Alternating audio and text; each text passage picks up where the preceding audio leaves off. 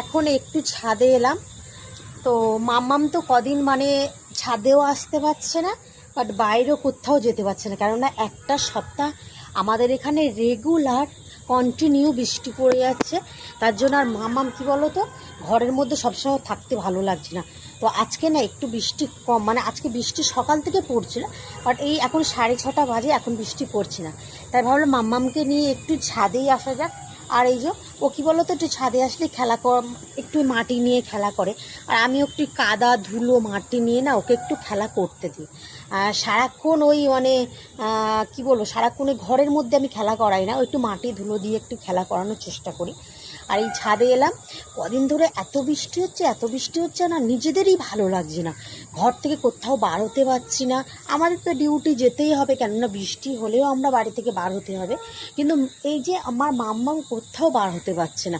আর আমাদের পিছনের মানে পুকুরটা তো পুরো বুড়ে গেছে, মানে বুড়ে, ওটা পুকুর নয় সরি মাঠ, ওই পিছনের মাঠটাও বুড়ে গেছে আর আমাদের এই পুকুরটাও বুড়ে গেছে, কেননা কন্টিনিউ রেগুলার যে বৃষ্টি হচ্ছে। এই দেখো, তাহলে ছাদে কেন আনি, দেখো দেখো একটু হাত দুটো দেখাও, হাত দুটো একটু দেখাও।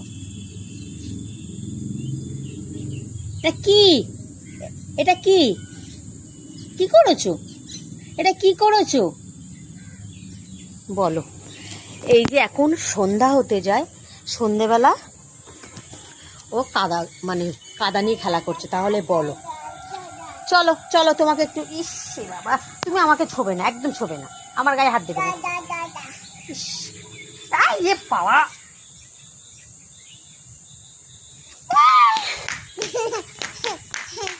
পড়ে যাবে পড়ে যাবে, পালা পালা।